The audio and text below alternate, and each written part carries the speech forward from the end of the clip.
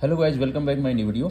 Guys, ये जो calculation है ये 10 लाख के ग्रास इनकम का कैलकुलेशन किया गया है और इसमें एनपीएस को नहीं जोड़ा गया है। गाइज आप देख सकते हैं ये सकल आय जो है 10 लाख रुपए है। अब 10 लाख रुपए के सकल आय पे इन्हें जो एचआरए मिलता है 22,080 रुपये का एचआरए मिलता है।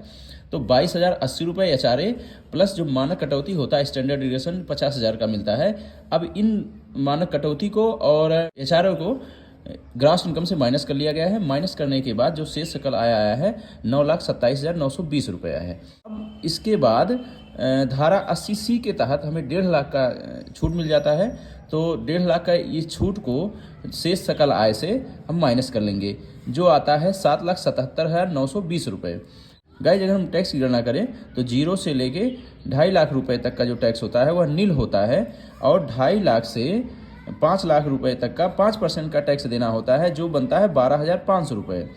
और 5 लाख से 10 लाख रुपए तक का 20% का टैक्स देना पड़ता है, जो कैलकुलेशन करने पे 55,580 रुपये आता है।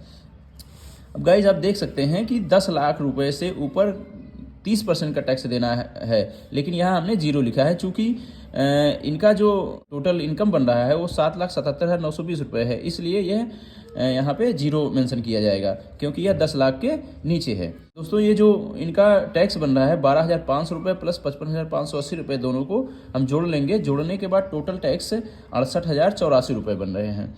अब 68,084 रुपये पे 4% का हम सेस कैलकुलेट करेंगे तो ये आएगा 2,723 रुपये।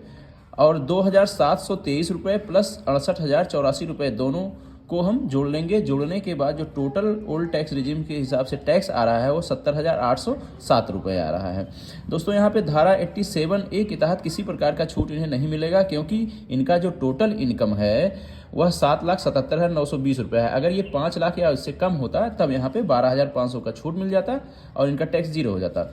तो दोस्तों अब हम नए टैक्स रिजीम के हिसाब से कैलकुलेशन देख लेते हैं। 10 लाख रुपए पर आप देखिए कि 10 लाख रुपए इनका सकल आय यहाँ पे हमने मेंशन किया है। अब चूंकि न्यू टैक्स रिजीम में किसी प्रकार का डिडक्शन नहीं मिलता है और केवल इसमें मानक कटौती यानी स्टैंडर्ड डिडक्शन मिलता है, तो एचआरए को यहाँ हमने 0 कर दिया है। मानक कटौती 50,000 रुपये यहाँ लिख दिया है। अब 10 लाख रुपये से 50,000 रुपये माइनस करने के बाद जो इनका शेष सकल आय आता है 9,50,000 रुपये आते हैं। अब 9,50,000 रुपये यहाँ मेंशन कर दिया। धारा 80C के अंतर्गत किसी प्रकार का छूट नहीं है, यहाँ 0 मेंशन कर दिया। अब जो इनका करयोग्य आता है, करयोग आय है, टैक्सेबल इनकम है, वह है 9,50,000 रुपये। चूँकि नए टैक्स रिजीम के हिसाब से 0 से 3 लाख रुपए तक का नील टैक्स लगता है और 3 लाख रुपए से 6 लाख रुपए तक के इनकम पे 5% का टैक्स लगता है। तो 3 लाख से 6 लाख रुपए तक 5% जो टैक्स बनता है वो 15,000 रुपये का टैक्स बनता है और 6 लाख रुपए से 9 लाख रुपए तक का जो टैक्स बनेगा 10% के हिसाब से बनेगा वो 30,000 रुपये आता है। अब इनका जो टोटल इनकम है, करयोग्य आय है, वह 9,50,000 रुपये है। तो 9 लाख रुपए तक का जो इनकम हमने बताया कि 6 से 9 लाख रुपए तक का जो 10% का लग रहा है वो 30,000 रुपये लग रहा है और 3 से 6 लाख रुपए पे 15,000 रुपये लग रहा है। अब इनका जो 9 से 12 लाख रुपए तक 15% है वह 9 लाख से 50,000 रुपये एक्स्ट्रा हो रहा है। तो 50,000 रुपये पे हम 15% का टैक्स कैलकुलेट करेंगे, जो आता है 7,500 रुपये।